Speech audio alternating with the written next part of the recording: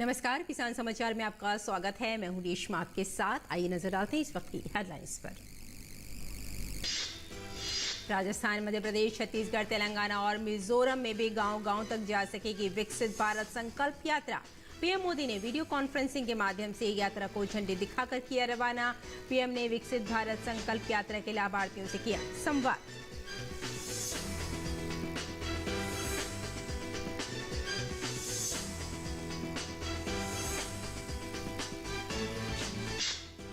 हरियाणा सरकार ने राज्य में बाढ़ से हुए नुकसान की भरपाई के लिए जारी की मुआवजे की राशि।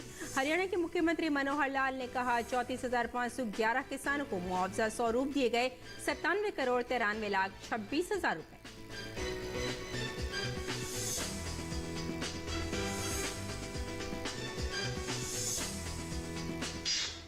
केंद्रीय कृषि एवं किसान कल्याण अर्जुन मुंडा ने कहा रांची स्थित भारतीय कृषि जैव प्रौद्योगिकी संस्थान व्यापक रणनीति के साथ कर रहा है कार्य। मुंडा की किसान समुदाय से पीएम फसल बीमा और पीएम किसान समृद्धि जैसी विभिन्न महत्वपूर्ण योजनाओं का लाभ उठाने की अपील। और दक्षिण तमिलनाडु और केरल में अलग अलग स्थानों पर सोमवार तक भारी वर्षा की आशंका। मौसम विभाग ने कहा अगले 5 दिन के दौरान सुबह के समय पंजाब और हरियाणा में कई स्थानों पर छाया रह सकता है घना कोहरा। जम्मू कश्मीर में भारी बर्फबारी।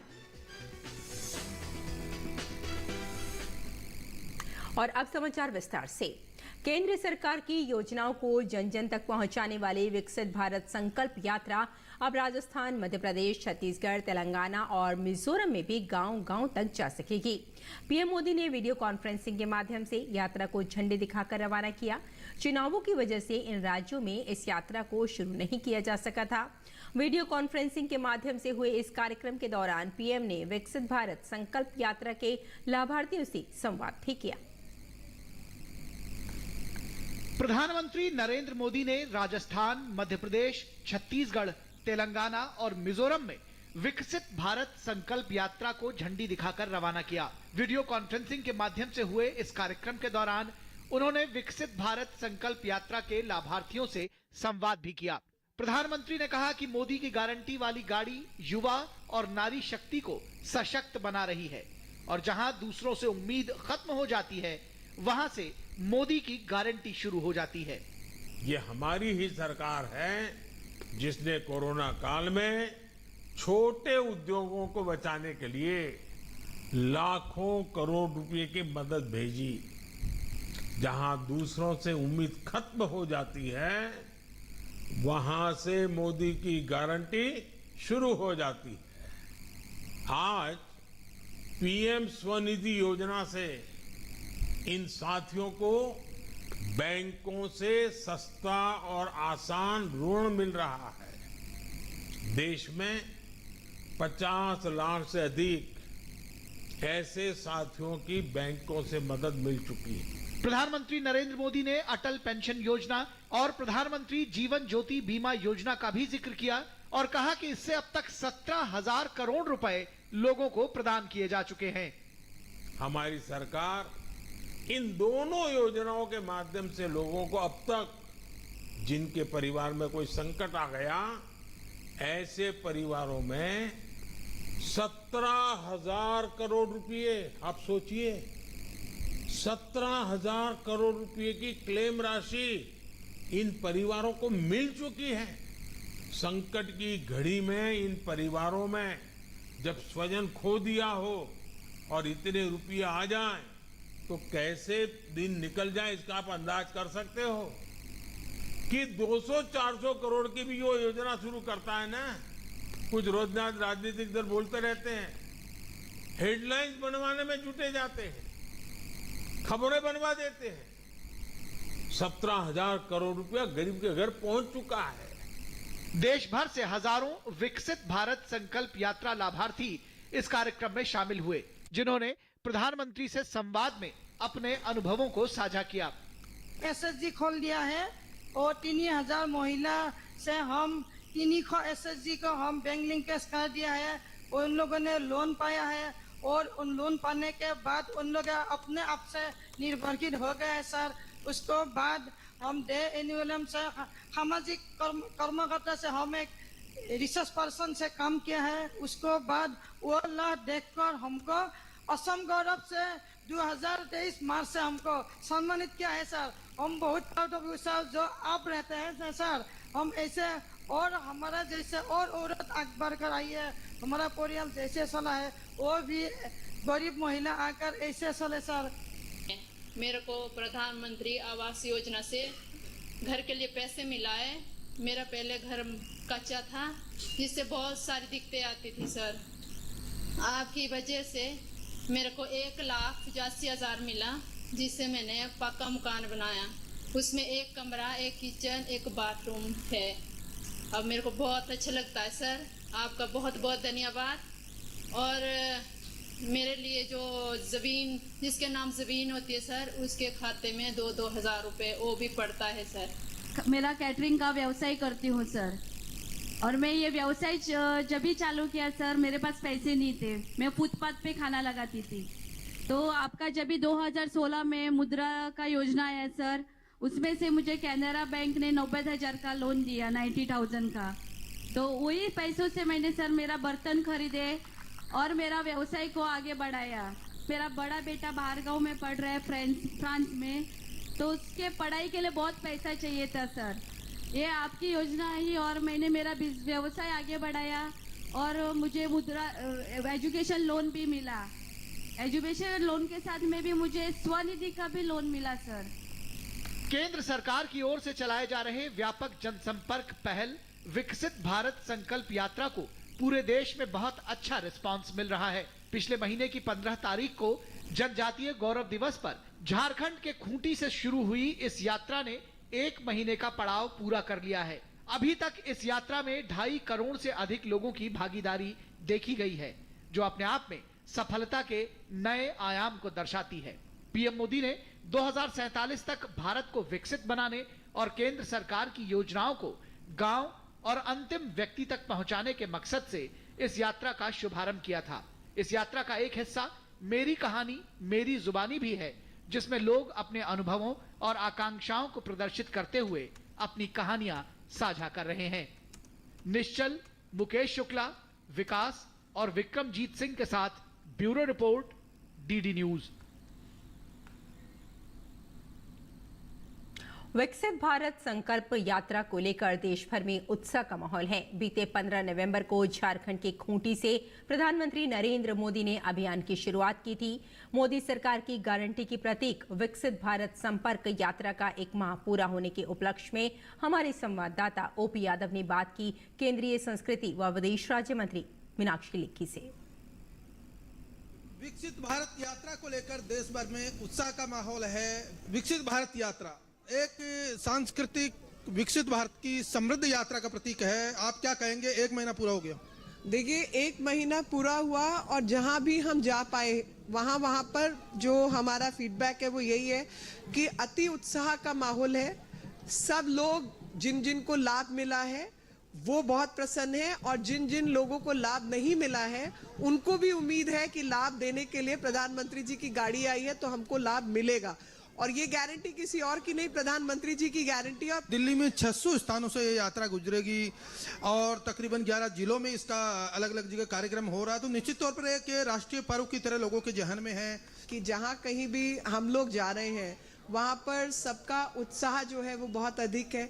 सब लोग बहुत प्रसन्न हैं और सब लोग इससे जुड़ना चाहते हैं, क्योंकि कहीं ना कहीं उत्साह भी है और प्रधानमंत्री जी पर भरोसा और विश्वास भी है। डोर स्टेप डिलीवरी, हर व्यक्ति के घर तक योजनाओं को लेकर सरकारी कर्मचारी और अधिकारी पहुंच रहे हैं। नए भारत की यह तस्वीर भविष्य के 2047 के प्रधानमंत्री के नए सपनों के भारत को किस तरह रेखांकित करती है? प्रधानमंत्री जी के जो सपने हैं वो वही सपने हैं जो हमारे पूर्वजों के सपने थे, लेकिन प्रधानमंत्री जी ने जिस दृढ़ निश्चय के साथ ये संकल्प लिया है और खुद को संकल्पित किया और पूरे देश को संकल्पित करने का काम किया। विविधता में एकता के रंगों से सराबोर विकसित भारत की यात्रा देश की एकता और अखंडता को जोड़ने का माध्यम बन रही है। ऐसे में एक भारत श्रेष्ठ भारत को लेकर आप क्या कहेंगे? देखिए, प्रधानमंत्री जी ने ये नारा हमको दिया, एक भारत और श्रेष्ठ भारत, लेकिन जब हम इन योजनाओं को जमीन पर उतरते हुए देखते हैं तो हम पाते हैं कि भारत एक और अखंडित तभी रहेगा जब भारत एक हो। जाति में, समाज में बांटने का काम बहुत लोगों ने किया, लेकिन भारत और भारतीय सिर्फ भारत के लिए जीना सीखेंगे और उसी प्रकार से अपने चरित्र निर्माण का हम अगली पीढ़ियों में काम करेंगे तो भारत एक भी होगा और श्रेष्ठ भी होगा। तो देखिए, केंद्रीय संस्कृति एवं विदेश राज्य मंत्री मीनाक्षी लेखी, जिनका मानना है कि एक भारत श्रेष्ठ भारत के जरिए विकसित भारत संकल्प यात्रा न केवल देश भर में पहुंच रही है बल्कि आम जन को केंद्र प्रेरित योजनाओं का सीधा सीधा घर बैठे लाभ भी मिल रहा है। मेरे सहयोगी कैमरामैन अश्वनी के साथ मोपी यादव, डीडी न्यूज, दिल्ली।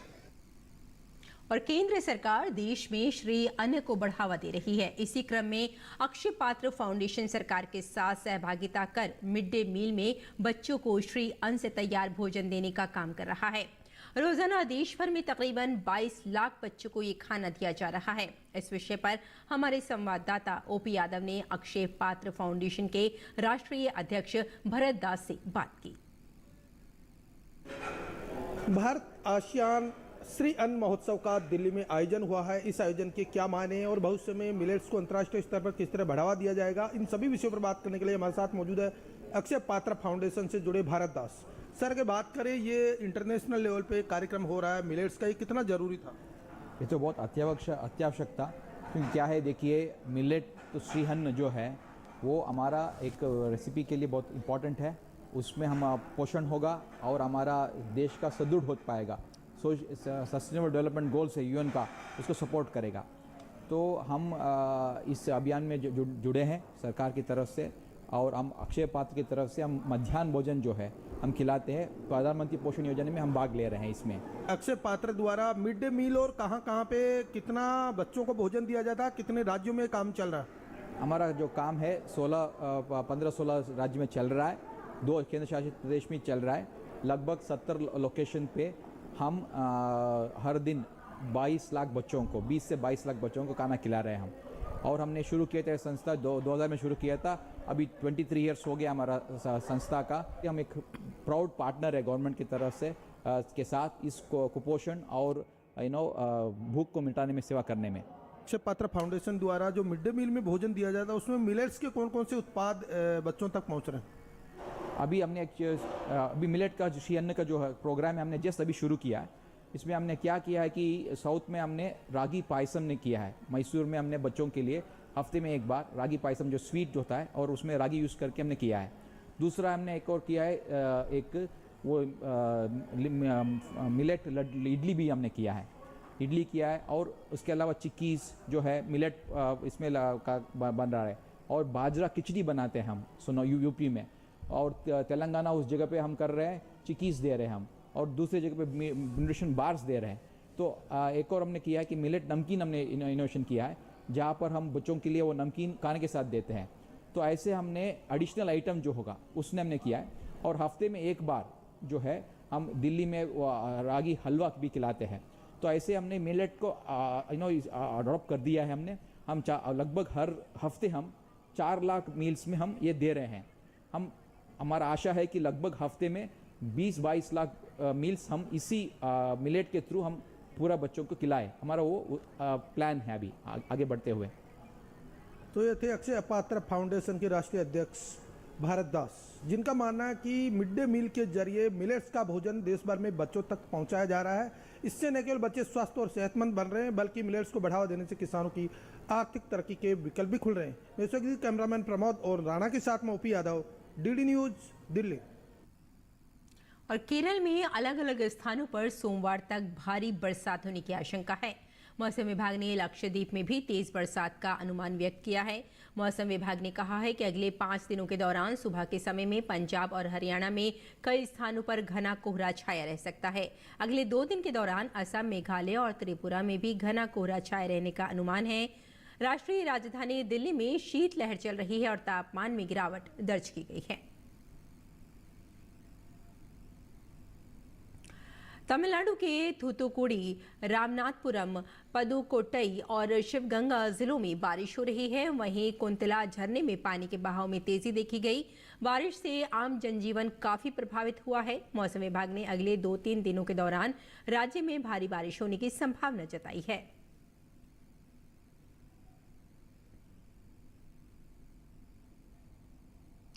जम्मू कश्मीर में भारी बर्फबारी देखने को मिल रही है। हालांकि बर्फबारी के असर का प्रभाव लोगों पर काफी मिले जुले अंदाज में होता मालूम हो रहा है। जहां एक तरफ बर्फ की वजह से रास्ते जाम हो चुके हैं और बर्फ हटाने का काम लगातार जारी है, वहीं लोग घरों से बाहर निकलकर बर्फ गिरने का आनंद लेते हुए भी नजर आ रहे हैं।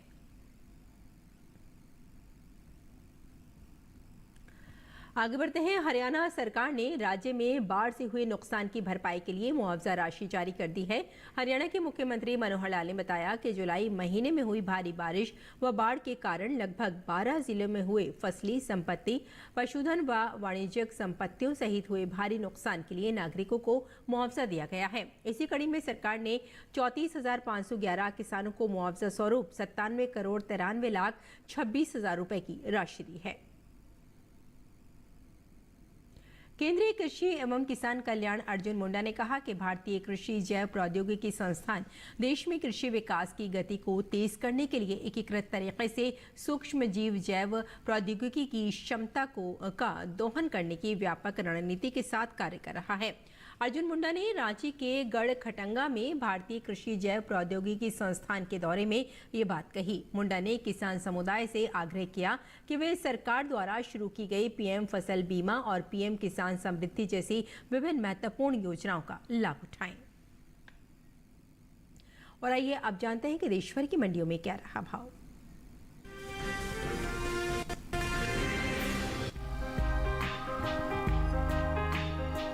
फिलहाल कृषि उपज मंडियों में मूंगफली की आवक सामान्य बनी हुई है। शनिवार को ज्यादातर कृषि उपज मंडियों में मूंगफली के कारोबार में उतार चढ़ाव देखने को मिला। एग मार्केट के मुताबिक गुजरात की धोराजी मंडी 15 दिसंबर को मूंगफली का भाव रहा 6,505 रुपए। 16 दिसंबर को इसके भाव में 75 रुपए की गिरावट दर्ज की गई और भाव 6,430 रुपए रह गया। राज्य की ही राजकोट मंडी में भी मूंगफली के सौदों में नरमी के साथ कारोबार हुआ। यहां 15 दिसंबर को मूंगफली का भाव था 6,500 रुपए। 16 दिसंबर को इसके सौदे 50 रुपए गिरकर 6,450 रुपए रह गए। गुजरात की विसावदर मंडी में बढ़त के साथ कारोबार हुआ। 15 दिसंबर को मूंगफली का भाव था 6,140 रुपए। 16 दिसंबर को इसमें 70 रुपए की तेजी आई और भाव 6,210 रुपए हो गया। उत्तर प्रदेश की लालगंज मंडी में भी मूंगफली के कारोबार में तेजी का रुख रहा। यहां 15 दिसंबर को मूंगफली का भाव रहा 6,815 रुपए। 16 दिसंबर को इसके 10 रुपए चढ़कर 6,825 रुपए पर हुए। वही बात मूंगफली की पैदावार की करें तो घरेलू स्तर पर इस साल मूंगफली के पैदावार में बढ़त देखने को मिल सकती है। कृषि मंत्रालय के तीसरे अग्रिम अनुमान के मुताबिक साल 2022-23 के दौरान मूंगफली की उपज 102.82 लाख टन होने का अनुमान जताया गया है, जबकि बीते साल की समान अवधि के दौरान मूंगफली की पैदावार 101.35 लाख टन रही थी। मूंगफली की उपज में हुई बढ़त का असर कृषि उपज मंडियों में इसके बाजार भाव पर देखने को मिल सकता है।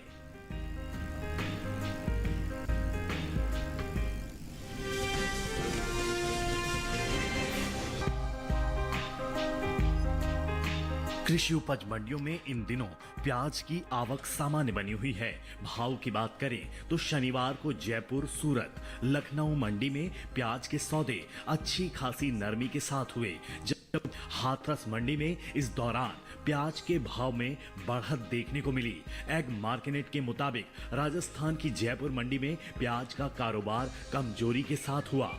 यहां 15 दिसंबर को प्याज का भाव था 4,000 रुपए। 16 दिसंबर को प्याज का भाव 400 रुपए गिरकर भाव 3,600 रुपए रह गया। गुजरात की सूरत मंडी में भी प्याज के सौदे सुस्ती के साथ हुए। यहां 15 दिसंबर को प्याज का भाव 100 रुपए लुढ़क कर 2,250 रुपए से 2,150 रुपए रह गया। उत्तर प्रदेश की लखनऊ मंडी में कमजोरी का सिलसिला जारी रहा। 15 दिसंबर को प्याज का भाव रहा 3,100 रुपए।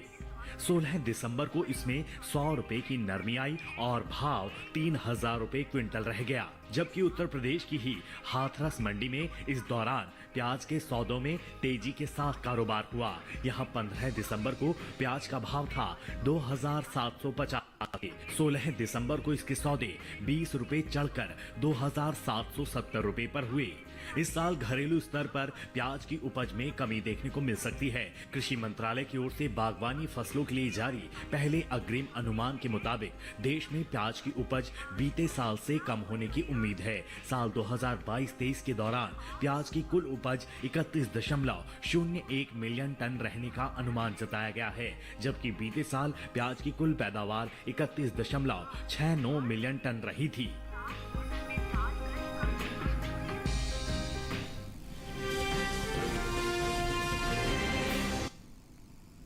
और आइए अब जानते हैं कि किसान इस मौसम में कैसे रखें अपनी खेती का ख्याल।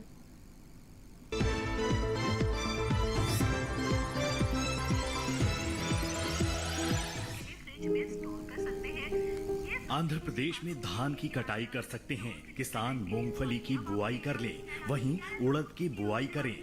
उड़द के खेत में सिंचाई कर लें। इसके साथ ही मूंग की बुआई करने में सही है। मूंग के खेत में सिंचाई कर सकते हैं। इस समय बैंगन में कीट लगने की संभावना बनी हुई है। ऐसे में बैंगन में कीटों से बचाव के लिए कृषि विशेषज्ञों की सलाह से कीटनाशक का छिड़काव कर सकते हैं। आंध्र प्रदेश में मक्के की कटाई कर लें। किसान कपास की चुनाई करें। इसके अलावा कपास के खेत में पर्याप्त नमी बनाए रखें। यहाँ हल्दी की बुआई कर सकते हैं। इसके साथ ही गन्ने के खेत में सिंचाई करते रहें। कर्नाटक में गेहूं की बुआई करते रहें। यहीं ज्वार की बुआई करें। साथ ही चने की बुआई कर सकते हैं। अभी अरहर के खेत में सिंचाई कर लें। अरहर में कीट लगने की आशंका है। ऐसे में अरहर में कीटों से बचाव के लिए कृषि विशेषज्ञों की सलाह से कीटनाशक छिड़कें। किसान आम के बागों से खरपतवार निकाल सकते हैं। कर्नाटक में कपास की चुनाई करें। इसके साथ ही मूंगफली के खेत का उचित रख रखाव करें। वहीं सूरजमुखी की बुआई कर सकते हैं। किसान लाल मिर्च में कीटों से बचाव के लिए कीटनाशक डालें। इस समय अमरूद की तुड़ाई करें। अमरूद के बागों में सिंचाई करते रहें। कर्नाटक में गन्ने की कटाई कर लें।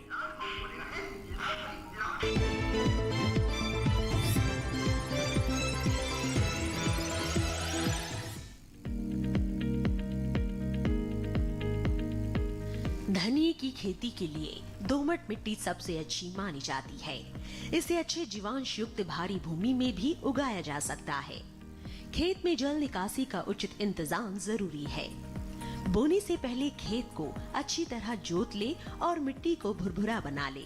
साथ ही मिट्टी को समतल कर ले। आखिरी जुताई में 100 से 120 क्विंटल प्रति हेक्टेयर की दर से गोबर की खाद मिला दे। बीज की मात्रा बुआई और सिंचाई की दशा पर निर्भर करती है। सिंचित दर में 12 से 15 किलो बीज प्रति हेक्टेयर डालें, जबकि असिंचित दशा में इतनी ही जमीन के लिए 25 से 30 किलो बीज की जरूरत होगी। बोने से पहले बीज को उपचारित जरूर कर लें। साथ ही बुआई से पहले बीज को 12 घंटे पानी में भिगो कर रखें। कतार से कतार की दूरी 20 से 30 सेंटीमीटर, जबकि गहराई 2 से 2.5 सेंटीमीटर रखें। पूरी फसल में 4-5 सिंचाई की जरूरत होती है। पहली सिंचाई बुआई के 30 से 35 दिन बाद, दूसरी 60 से 70 दिन बाद, तीसरी 80 से 90 दिनों के बाद और चौथी 100 से 105 दिन बाद करें। पहली सिंचाई के बाद निराई गुड़ाई करके खरपतवार निकाल दें। 1 माह बाद फिर से निराई गुड़ाई करें। खरपतवार की रोकथाम के लिए विशेषज्ञों की सलाह पर उचित दवाओं का छिड़काव करें। धनिये में उकठा रोग, चूर्णिल आसिता रोग हो सकता है। ग्रामीण भाषा में दहिया भी कहा जाता है। रोकथाम के लिए रोग अवरोधी प्रजातियां बोकर भी बीमारियों से बचा जा सकता है। फसल चक्र अपनाना भी बेहतर रहता है, लेकिन किसान इस बात का ध्यान रखे कि फसल में किसी भी तरह की दवा का छिड़काव करने से पहले कृषि विशेषज्ञों की सलाह जरूर ले। पूरी फसल होने पर पत्तियों की तुड़ाई सावधानी से करें। ध्यान रहे तोड़ते समय पत्तियां बर्बाद ना होने पाए। 1 हेक्टेयर जमीन से 125 से 140 क्विंटल तक हरी पत्तियां ली जा सकती है।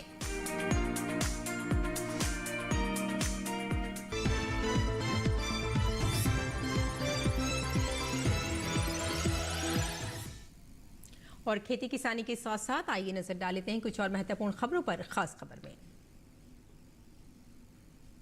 प्रधानमंत्री नरेंद्र मोदी ने सूरत हवाई अड्डे पर नए एकीकृत टर्मिनल भवन का उद्घाटन किया। टर्मिनल भवन व्यस्त घंटों के दौरान 1200 घरेलू यात्रियों और 600 अंतर्राष्ट्रीय यात्रियों को संभालने की क्षमता रखता है। प्रधानमंत्री नरेंद्र मोदी ने सूरत डायमंड बोर्स का भी उद्घाटन किया। यह अंतर्राष्ट्रीय हीरे और आभूषण कारोबार के लिए दुनिया का सबसे बड़ा और आधुनिक केंद्र है। तेलंगाना में वायुसेना अकादमी में 212वें ऑफिसर्स को कोर्स की कंबाइंड ग्रेजुएशन परेड का आयोजन किया गया। रक्षा मंत्री राजनाथ सिंह ने परेड की समीक्षा की। रक्षा मंत्री ने स्नातक प्रशिक्षुओं को सम्मानित भी किया।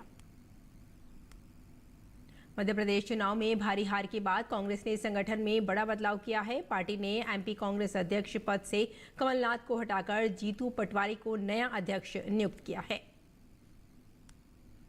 लोकसभा अध्यक्ष ओम बिरला ने सभी सांसदों को पत्र लिखकर 13 दिसंबर को घटी घटना को दुर्भाग्यपूर्ण बताया है। उन्होंने लिखा कि घटना की जांच के लिए उच्च स्तरीय जांच कमेटी बनाई गई है और उसकी रिपोर्ट को सदन के समक्ष प्रस्तुत किया जाएगा। दिल्ली पुलिस की अपराध शाखा ने दिल्ली के गुलाबी बाग औद्योगिक क्षेत्र में स्थित एक नकली दवा उत्पाद फैक्ट्री का भंडाफोड़ किया और फैक्ट्री मालिक को गिरफ्तार कर लिया। जम्मू और कश्मीर के अखनूर गांव में सड़क चौड़ीकरण कार्य के दौरान जम्मू कश्मीर पुलिस और भारतीय सेना द्वारा कई मोर्टार शेल, LMG और SLR राउंड बरामद किए गए हैं। नरेंद्र मोदी सरकार द्वारा मार्च 2020 में शुरू की गई प्रोडक्शन लिंक्ड इंसेंटिव PLI योजना भारत के विनिर्माण क्षेत्र, रोजगार सृजन और निर्यात को बड़ा बढ़ावा देने में गेम चेंजर साबित हुई है। कर्मचारी राज्य बीमा निगम ने महाराष्ट्र, मध्य प्रदेश और उत्तराखंड में 9 अस्पताल बनाने का फैसला किया है। इसके अलावा गुजरात में 17 नए दवाखाने भी खोले जाएंगे। तो किसान समाचार में फिलहाल इतना ही। अनुमति दें। नमस्कार।